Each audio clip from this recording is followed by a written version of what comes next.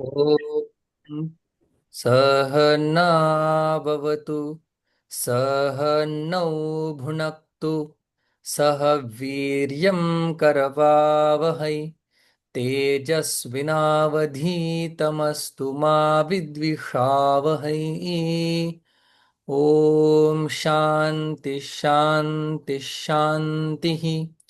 पठामि संस्कृतं नित्यं वदामि संस्कृतं सदा ध्यायामि संस्कृतं सम्यक् वन्दे संस्कृतमातरं सरस्वती नमस्तुभ्यं वरदे कामरूपिणि विद्यारम्भं करिष्यामि सिद्धिर्भवतु मे सदा येनाक्षरसमाम्नायम् अधिगम्य महेश्वरात् कृत्स्नं व्याकरणं प्रोक्तं तस्मै पाणिनये नमः। येन धौता गिरः पुंसां विमलैः शब्दवारिभिः तमश्चाज्ञानजं भिन्नं तस्मै पाणिनये नमः। 33वा धडा आपण सुरुवात केलेली आहे. काल आपण तवतु प्रत्यय पाहिला, जो त प्रत्ययाचंच कर्तरी प्रयोगातील एक प्रकारचं रूप आहे. त हा कर्मणी भूतकाळ होतो. तवतु कर्मणी कर्तरी भूतकाळ होतो. तर आपण ते पाहिलेलं आहे. पुल्लिंगामध्ये भगवान सारखा चालतो, स्त्रीलिंगामध्ये नदी सारखा चालतो, नपुंसकलिंगामध्ये जगत सारखा चालतो. हा तवतू प्रत्यय विशेषण म्हणून सुद्धा वापरला जातो. गेलेल्या रामास, गेलेल्या रामासोबत, गेलेल्या रामामध्ये, अशा प्रकारे ह्याचं आपण चिंतन केलेलं आहे. आता आपण जातोय पुढे. या पाठामध्ये एक नवीन शब्द येणार आहे. महत्वाचा शब्द आहे. तर शब्द आहे राजन. राजन या शब्दाचा अर्थ राजा असा होतो. मग हा सुद्धा सर काय? त्यांनी ना, सॉरी मी डिस्टर्ब करतोय, बोला ना. इंटरप्ट केलं. 33व पुस्तकामध्ये दिलंय बघा सर, भूतकाल गणरूप त प्रत्यय आणि तवतु प्रत्यय. सर हे काय आहे? ते जे शब्द दिलेत बघा, स पुस्तकम अपठत, तेन पुस्तकम पठितम. हा, काल आपण ह्याची थोडीशी झलक पाहिली होती. जसे हे शेवटचे हम्म, वाक्य होते बघा. अहम हम्म, अपठम म्हणजे हे साध्या भूतकाळातलं वाक्य, म्हणजे लंग लकार हम्म, वापरून केलेलं. इथं हम्म, मी लिहितो लंग लकार वापरून केलेलं हे वाक्य आहे. ठीक आहे. मग हम्म, हेच वाक्य पण कर्मणी प्रयोगामध्ये म्हणत असेल तेव्हा मी काय म्हणणार? कर्मणी प्रयोग म्हटलं की त प्रत्यय येणार.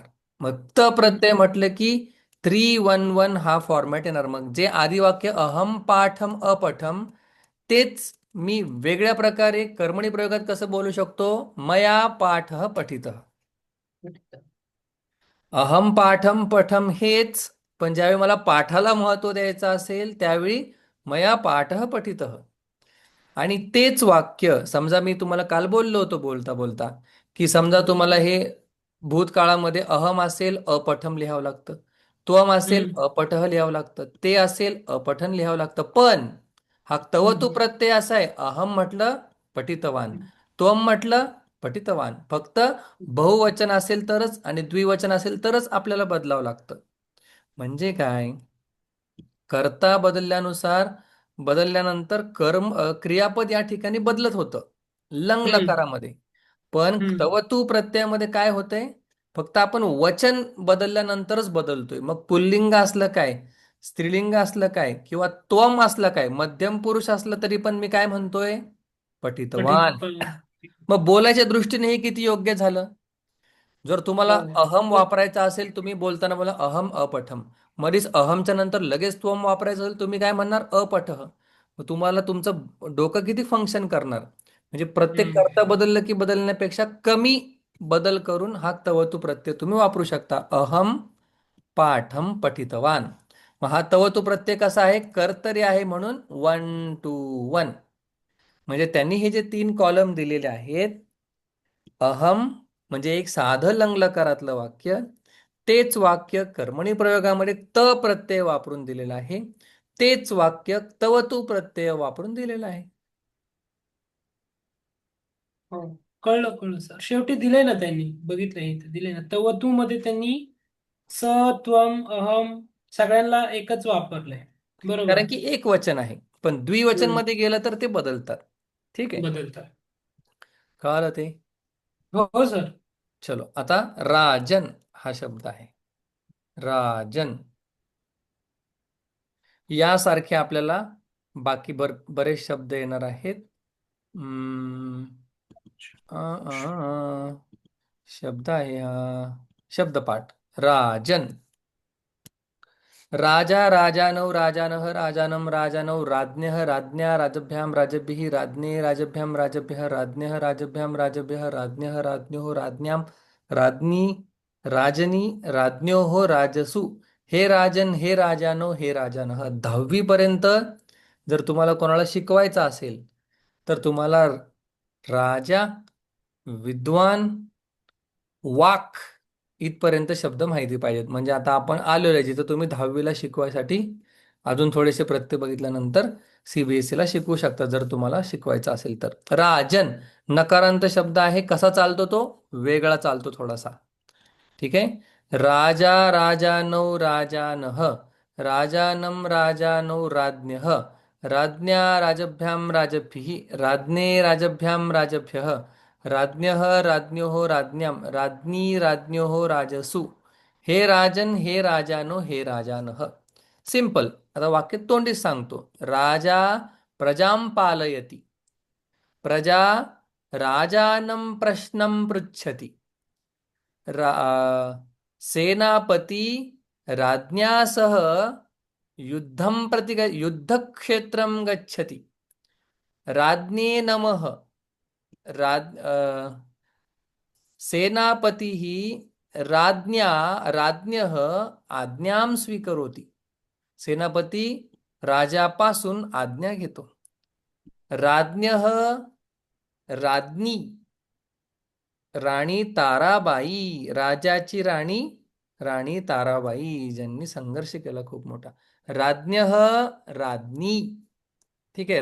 राज्ञः पुत्रः राजा रामः. राज्ञः पुत्रः राजाचा मुलगा राजाराम.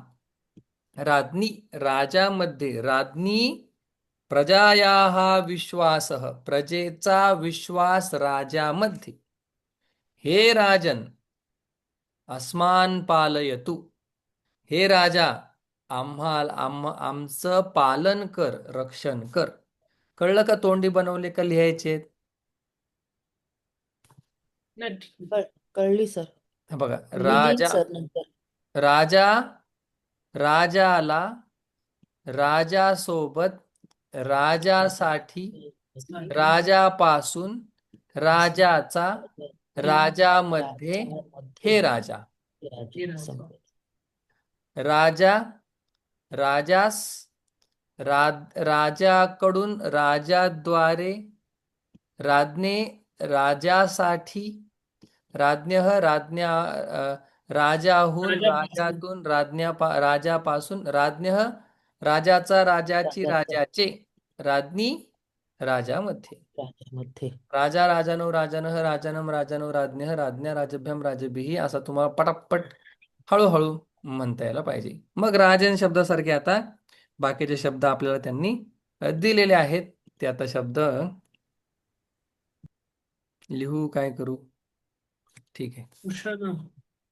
राजन त्याचं काय होणार? राजा. राजा. अर्थ लिहितो फक्त. चालणार कसा? राजा राजानो राजानः. तसं पूषण केन उपनिषदांमध्ये हा शब्द येतो किंवा उपनिषदांमधला हा शब्द आहे पूषण. त्याचं काय होणार? बोला.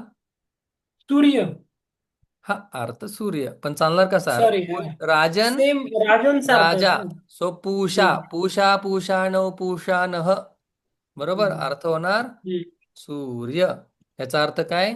राजाच आहे. आपण काय म्हणतो राजाला? तो राजाच म्हणतो. पटापट. मूर्धन. बोला. मूर्धन. मस्तक दिलंय. हा हा बरोबर आहे. म्हणजे काय होणार त्याचं मग? राजासारखाच मूर्धा. मूर्धा. मूर्धा. अर्थ काय होणार? डोकं, मस्तक. उपनिषदांमध्ये आलेला शब्द आहे. ज्यावेळी याज्ञवल्क्यां ज्यावेळी याज्ञवल्क्यांना भरपूर प्रश्न केले जातात, बृहदारण्यक उपनिषदातला प्रसंग आहे. त्याच्यामध्ये ती अ, जी स्त्री असते ती खूप वेगळ्या लेवलचे प्रश्न विचारायला लागते आणि त्यावेळी रागवून ते म्हणतात की मूर्धा ते व्यपतिष्यती, तुझं मस्तक खाली पडेल आता जर तू प्रश्न विचारला तर. ग्रावन, त्याचं काय होणार? ग्रावा. ग्रावानो ग्रावाण, अर्थ काय होतो? दगड, दगड, दगड. तक्षण. तक्ष. तक्षा. बढई म्हणजे काय हो? अरे अरे बढई म्हणजे अरे रे, तक्षण मागे म्हणजे बढई. मागे पण गेलो होतो बघा आपल्याला. कढई. हा, पण त्याचा अर्थ काय आहे? अरे देवा. बढई म्हणजे मोठ्यापणा नाही मोठ्यापणा नाही नाही, तसा सांगण्याचा. अर्थ नाही हो त्याचा. नाही ना. हम्म. नाही. बढाई वेगळा. बढाई प्रशंसा. येते, हे बढई आहे. आपल्याला गेलो होतो बघा मागे. बढाई सुतार. प्रशिक्षण आहे ना. आ, सुतार ना. सुतार ना. प्रशंसा. नाही हो, थांबा. सर मी शोधला तर सुतार देतो शब्द तुम्ही बढई. चॅट जीपीटी मारला का? ठीक आहे, बढई म्हणजे सुतार. ठीक तर आहे, याच्यावर टाकून बघूया मी. बरोबर बरोबर. तशी. तक्षण, तक्षण, तक्षा. बढई याच्यात पण टाकूया आपण. ठीक आहे, म्हणजे सुतार. कार्पेंटर. हा, तक्षण. लय फास्ट सर्च केलं तुम्ही. तक्षण, तक्ष आ तक्ष हो. तक्ष तक्ष. हा, अर्थ सुतार. काय सर? ठीक आहे, सुतार सुतार सुतार. सुतार. सुतार बरोबर. उक्षण वृक्ष. वृक्ष. काय होणार? वृक्ष. उक्षण, उक्षा. उक्षा वृक्ष. म्हणजे बैल. बै- बलिवर्दः, वृषभः, ऋषभः, उक्ष. हम्म. ठीक आहे, हे सगळे शब्द. आता नदी शब्द आपल्याला माहिती का? नाही माहिती. तो पण त्यांना आत्ताच द्यायचा होता. आत्ताच द्यायचा होता त्यांना. चला सोपं करूया नदी शब्दाला. आता कसं, मती आपण पाहिलंय का? हो. पाहिलंय. हो. मती बुद्धी. पाहिलाय. हो पाहिलंय. मग एकदा का आपण मती जर पाहिला आणि कवी आपण पाहिलाय का, किंवा हरी आपण पाहिलाय का? हो. पाहिलंय हरी ना. पाहिलं मग हो. तो अवघड नाही. ठीक आहे. मती, दोन दोन मती रूप गेलाय होतात. आपल्याला. हा, मती केलेला आहे बघा. मत्या, मत्यै, ते मत्याः, मत्याः, मत्याम्. मतीः, मतीभ्यां, मतीभिः, सगळे सारखेच. सगळं सगळं सारखंच. मतीसारखाच चालतो. फक्त नदी, नद्यौ, नद्यः एवढाच फरक. म्हणजे खरं तर मती शब्द हा हरी आणि नदीचं कॉम्बिनेशन आहे. पण आपण मती नंतर शिकतोय ना, आधी नदी शिकतो, सॉरी, मती आधी शिकलोय आणि नदी नंतर शिकतोय, म्हणून म्हणताना आता मी काय म्हणतोय, हा जवळजवळ मतीसारखा चालतोय, पण हम्म. मती नदीसारखा चालतो, असं उलट सुलट म्हणतात. कारण की नदी आधी शिकतो आपण शक्यतो. या पुस्तकामध्ये नंतर दिलाय बघा. नदी, नद्यो, नद्य. लक्षात काय ठेवायचं हे बघा, इथे मी सर्कल करतोय. पाहिजे तर थोडासा बडा लेता हूं. नदी हा दीर्घ इकारांत शब्द आहे, पण त्याचं संबोधन बघा, ऱ्हस्व हे इकार. नदी. हा, मग इथे रस. लक्ष ठेवायचं. बाकी सगळं मतीसारखं आहे. मती, मती, मतीही, मती, मतयः. तसं नदी, नद्यौ, नद्यः हा फरक. बाकी सगळं नदी आणि मती एकसारखंच आहे. ठीक आहे. हा, मग आता याच्यासारखे शब्द आपण पाहूया. बारीक हो बाबा. हम्म. नदी, नारी इथेच लिहितो आता, तिकडे नाही लिहित. लिहू का तिकडेच आहे तुमच्यासाठी? नारी, हो.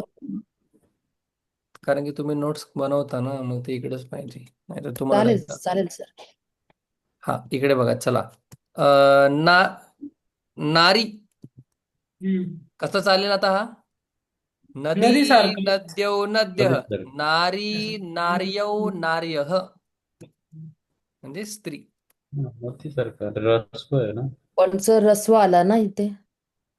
नाही नदी नाही, दीर्घ. दीर्घ दीर्घ दीर्घच आहे, सगळे दीर्घ आहेत, दीर्घच आहे की. सगळे दीर्घ हा. आहेत. स्त्री, अच्छा. स्त्री. ठीक आहे. नारी नार्यौ नार्यः, नदी नद्यौ नद्यः, नदीं नद्यौ नदीः, नारीं नार्यौ नारीः. ठीक आहे, तसं. पत्नी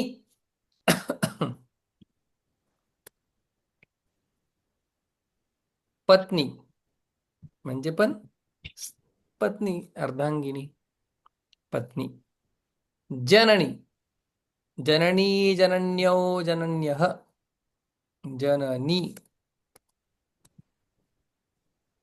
आई. हम्म. पृथ्वी, पृथ्वी. पृथ्वी, पृथ्व्यौ, पृथ्व्यः, पृथिवीं, पृथ्वीं, पृथ्व्यौ, पृथ्वीः, पृथ्व्या, पृथ्वीभ्यां, पृथ्वीभिः, पृथ्व्यै, पृथ्वीभ्यां, पृथ्वीभ्यः, पृथ्व्याः, पृथ्वीभ्यां, पृथ्वीभ्यः, पृथ्व्याः, पृथ्व्योः, पृथ्वीनां, पृथ्व्यां, पृथ्व्योः, पृथ्वीषु. हे पृथ्वी, हे पृथ्वी, हे पृथ्वी, हे पृथ्व्यौ, हे पृथ्व्यः. म्हणजे कुठलाही शब्द आपल्याला चालवता यायला पाहिजे, अतिशय महत्वाचं असतं ते. पृथ्वी शब्दाचा अर्थ काय? मराठीमध्ये पृथ्वीच होतो त्याचा अर्थ. वसुंधरा धरा. वसुंधरा, धरा, वसुंधरा सुद्धा. पुत्री. मग आता हा पण नदी नद्यौ नद्यः, नदी नद्यौ, पुत्री पुत्र्यौ. ओके, संपलं. चलो, आता काही 21 ना. आपण पाहूया धातू पटापट. एवढं क्लिअर आहे? दोन शब्द, राजा हम्म. राजानो राजानः, नदी नद्यौ नद्यः. सगळ्यात पहिला धातू आहे कृत. दीर्घ आहे, पण आता अभावी मी एकच काढतो. वर्णन करणे, सो कृ. त्याचं होतं कीर्तयती, वर्णन करणे.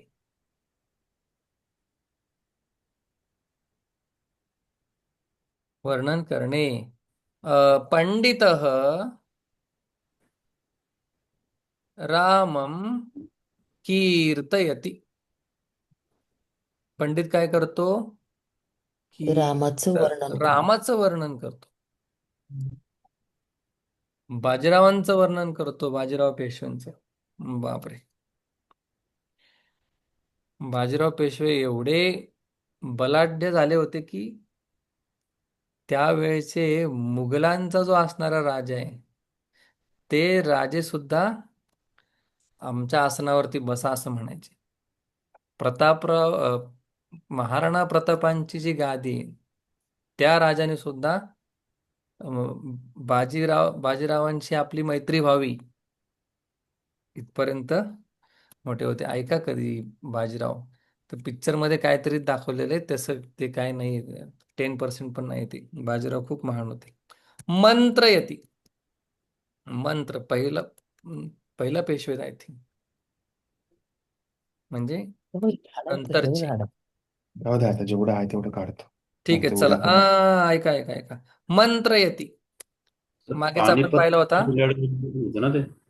हा, पाठीमागे गेले बरं का. हा मंत्रयती सुद्धा मंत्रणा करणे, म्हणजे हितगुज, हितगुज पण नाही, म्हणजे जे मंत्री लोक असतात ते उपदेश वगैरे देतात ना, किंवा जेव्हा सल्ला देणं, सल्ला हा देणं असे.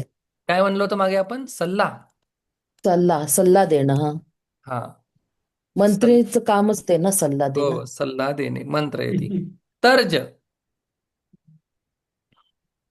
तर्ज तर्जयति तर्जयति म्हणजे घाबरणे. घाबरवणे. डराना, घाबरणे, वेगळं. घाबरणे नाही, घाबरवणे. घाबरवणे.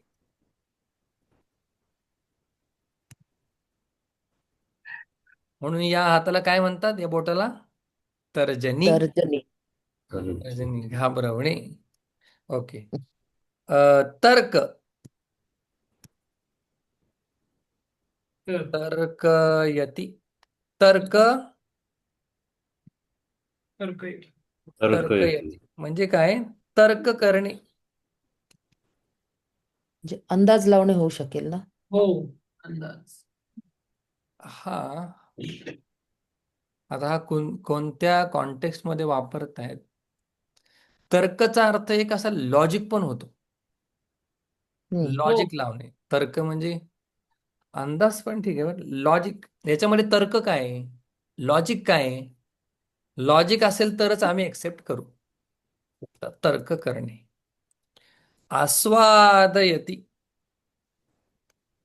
आस्वाद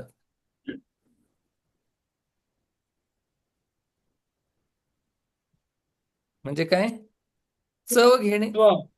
चव घेणे. मराठी इतकी डेंजर आहे ना. हम्म. आम्ही संस्थेमध्ये शिकायला असताना सगळे गावाकडची लोक होती, सगळी गावाकडची मुलं होती. बरं. ते बोलायला एकदम खटाळ असायची ती. त्यात चव घालवणे, चव घालवणे हा एकदम वेगळ्या अर्थात आहे. म्हणजे तू हो सर. पूर्ण डिसमूड करून टाक, म्हणजे एकदम तू मूड घालवलास, सगळ्यात तू वाटोळ केलंस. चव घालवणे. गर्ह गर्ह गर- गर्ह गर्ह गर्ह यती. येते. सगळे दशमगणातले धातू आहेत, तुम्हाला कळालंच असेल. निंदा करणे. निंद निंदती हा धातू आहेच. निंद निंदती, हम्म. निंदा करणे. गर्हयति. गवेश मूळ धातू काहीतरी वेगळा असेल बरं का. गवेशयति. गवेश येते. शोधणे. शोधणे. शोधणे. ठीक आहे. संपलं. आता वाक्य येणारच आहे. मंत्री राजानं मंत्रयति. राजा शत्रून् तर्जयति. विद्वान पंडिताः तर्कयन्ति. पाचकः आस्वादयति, अन्नम् आस्वादयति. मूर्खाः गर्हयन्ति. मूर्खाः दुर्जनं सज्जनं च गर्हयन्ति. गवेषयति. बालकाः तृणेषु कंदुकं गवेषयति. किंवा गाडगे महाराजांची जयंती का पुण्यतिथी झाली कालच. हा, झाले. हा, तर गाडगे महाराजांनी गाडगे महाराज मनुष्येषु मनुष्यम गवेषयति. ते म्हटले माणूस द्या मज माणूस द्या. आणि माणूस मागता मागता देव सापडला पण माणूस नाही भेटला, ते म्हटले. गाडगे महाराज हे मोठं हिमालयासारखं व्यक्तिमत्व आहे. Under rated. गाडगे महाराज खूप मोठं व्यक्तिमत्व आहे. आत्ताचे आमच्या आजोबांनी बघितलेले त्यांना. गाडगे महाराज, तुकडोजी महाराज रिसेंट साधू संत आहेत. काय नाही सांगितलेलं आहे, काय करू नका. स्वच्छता, cleanliness is next to godliness. का godliness is next to cleanliness, गांधीजींचं वाक्य आहे. असो, चला. सुष्ठू, cleanliness is next to godliness, असंच असावं. सुष्ठू. आता हे सगळे काय आहेत? अव्यय आहेत. सुष्ठू. सुष्ठू म्हणजे काय? छान. सा चांगलं. सुष्ठु सुष्ठु भाषणं करोति, भाषते, बोलते, ती खूप छान बोलते. स्वयं, तर हा कसा यांनी वापरलेला नाहीये बरं का. स्वयं म्हणजे स्वतः. अहम स्वयं गमिष्यामि, मी स्वतः जाईन. स्वयं गमिष्यामि, स्वयं लिखामि. सा स्वयं आगच्छति, ती स्वतः येते. स्वयं. मिथः, सगळे काय आहे ते अव्यय आहेत, बदलणार नाहीत, आहेत असे चालणार. नाही. मिथः म्हणजे एकमेकांशी, परस्परम, एकमेकांशी. जनाः मिथः वदन्ति, लोक एकमेकांशी बोलतात.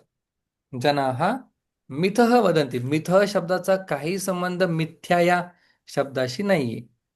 मिथः नाही. म्हणजे परस्परम, एकमेकांशी. तसाच परस्परम शब्द आहे, त्याचा पण अर्थ तोच होतो, परस्पर. परस्परम. हा परस्परम सुद्धा काय आहे, अव्ययच आहे. तर छात्राः परस्परम वार्तालापम कुर्वन्ति, मुलं एकमेकांशी काय करतात, वार्तालाप करतात, वार्तालाप करतात. गप्पा करतात. कदा, पाठे, पाठ चालू असताना, पाठामध्ये. छात्राः परस्परम वार्तां कुर्वन्ति, गप्पा करतात. आजकालचे मुलं तर जास्तच आहेत, जास्त बोलण्यात. जातु, जातु, तर जातू हा शब्द जरा लक्षात घेण्यासारखा आहे. जातू हा जो अव्यय आहे तो कधीतरी या अर्थामध्ये येतो. खरं तर कधीतरी. अहम जातु ग्रामम गच्छामि, मी कधीतरी गावाला जातो. कस्मिंश्चित काले, कोणत्या तरी काळामध्ये मी काय करतो, गावाला जातो. अहम जातु संस्कृतम पठामि, लिहितो, नंतर कळणार नाही. अहम जातु संस्कृतम पठामी, मी कधीतरी संस्कृत त्याचा अभ्यास करतो. पण हा जातू जो शब्द आहे बघा, पण हा जातू जो शब्द आहे हा शक्यतो न सोबत येतो बऱ्यापैकी. असं सांगता येत नाही न सोबतच येतो. हे वेगवेगळ्या शब्दांसोबत येतात, वेगवेगळ्या ठिकाणी ह्यांचे वेगवेगळे अर्थ होतात. ते बोलणाऱ्याच्या, ऐका हे लय महत्वाचं आहे, हे जे काही शब्द आहेत, काही अव्यय आहेत, ते बोलणाऱ्याच्या वर डिपेंड करतं, निर्भर असतं, अवलंबून असतं की त्याला तो कोणत्या अर्थामध्ये वापरायचा आहे. म्हणजे या शब्दांचे ठराविक अर्थ नसतात. जातू यासारखे जे इतर शब्द आहेत यांचे ठराविक अर्थ नसतात. प्रायः त्यांचा एक अर्थ होतो. प्रायः म्हणजे in general, most of the time त्यांचा तो अर्थ वापरला जातो, पण तोच अर्थ असतो असं नाही. म्हणून त्या शब्दांना काय म्हणतात माहिती का, निपात. लिहितो म्हणजे लक्षात राहील. निपात म्हणजे त्यांना ठराविक असा काय अर्थ नाहीये, एकच अर्थ सांगायचा नाही, हाच याचा अर्थ आहे असं नाही. ते त्यांना ठराविकच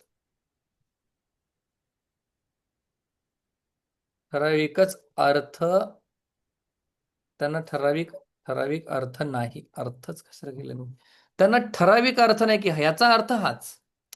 तो कसा पण तो बोलणाऱ्यावर आहे, म्हणजे वक्त्यावर अवलंबून आहे तो. म्हणून त्यांना काय म्हणतात, निपात. तसा हा अवलंबून आहे, महत्वाचा आहे.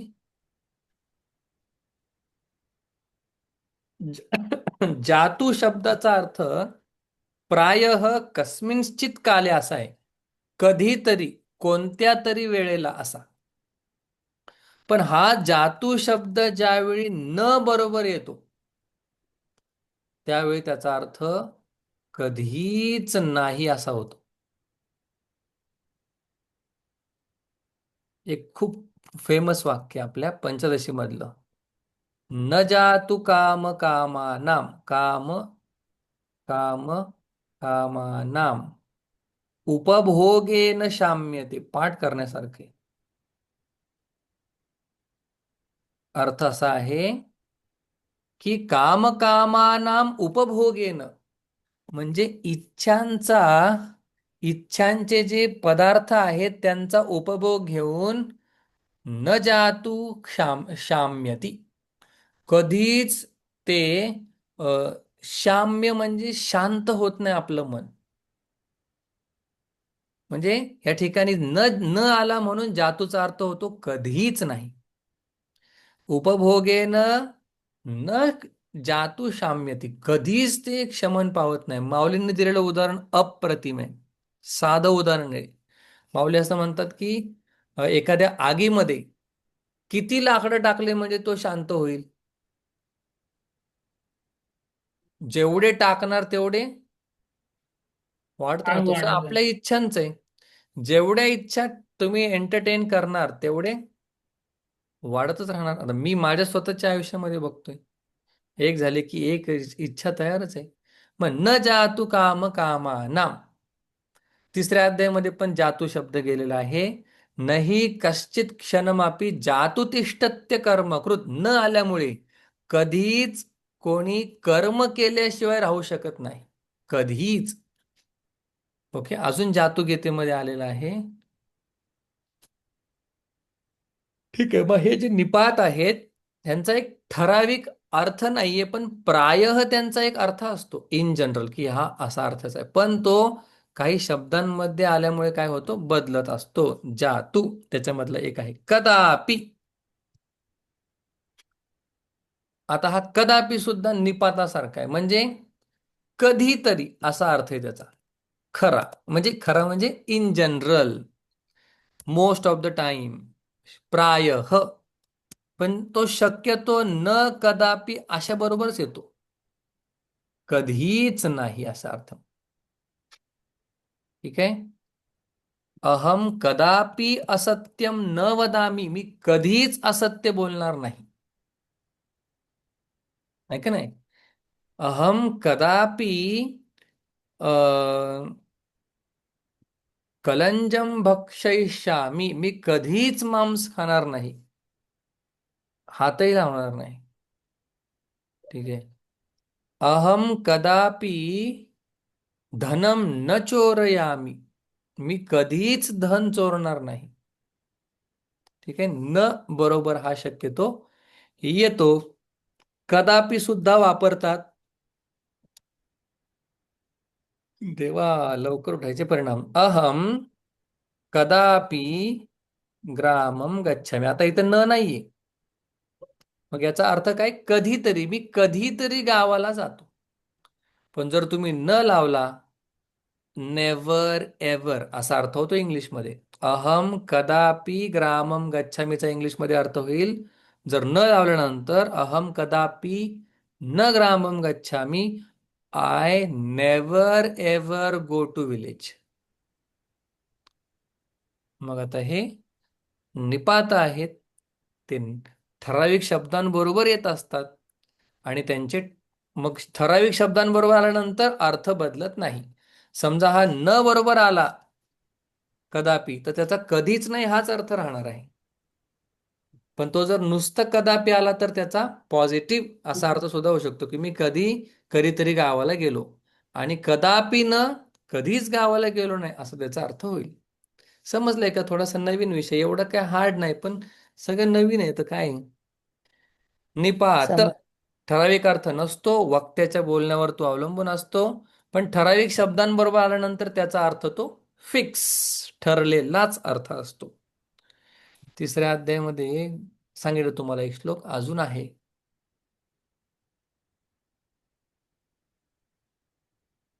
ठीक. तर आता आपण वाक्य सोडवण्याकडे वळूया. सुष्ठू एकदम बघूया. आहेत 3 मिनिटं 3 सेकंद. तर राजा नकारांत शब्द आहे. राजा राजानव राजानः राजानम राजानव राज्ञः राज्ञा राजभ्यम राजभिः राज्ञे राजभ्यम राजभ्यः राज्ञः राजभ्यम राजभ्यः राज्ञः राज्ञो राज्ञम राज्ञी राज्ञो राजसु हे राजन हे राजनो हे राजनः. नारी नदीसारखा शब्द आहे. नदी नद्यो नद्या नदीम नद्यो नदी ही नद्या नदीभ्याम नदीबी नद्ये नदीभ्याम नदीभ्य नद्या नदीभ्याम नदीभ्य नद्या नद्यो नदीनाम नद्याम नद्यो नदीषु. हे नदी हे नद्यौ हे नद्य. जेव्हा तुम्ही फास्ट बोलायला लागता तेव्हा तुम्ही पंचमी गाळून टाकता किंवा डायरेक्ट षष्टीला येता. पंचमी षष्टी सारखीच असते. कवे हे आणि भ्याम भ्याम पुन्हा म्हणायच्या ऐवजी लाईक नद्याः नद्योः नदीनाम. खरं तुम्ही कसं म्हटलं पाहिजे इथे सांगतोय नाही तर काय बोलतोय कळायचं नाही. बघा नद्याः नदीभ्याम नदीभ्यः. तुम्ही जेव्हा फास्ट बोलायला लागता तेव्हा तुम्ही हे गाळून टाकता. का? नद्या हा इथं कव्हर होते आणि हे तीन तीन वेळा भ्याम म्हणायच्या ऐवजी एकदाच नद्यो कारण वरती कारण की द्विवचन बहुवचन सारखंच आहे ना. सारखं. नदीनाम. नदी नद्यो नद्या नदीम नद्यो नदी नदी ही नद्या नदीभ्याम नदीबी नद्ये नदीभ्याम नदीभ्य नद्या हा नद्यो नदीनाम.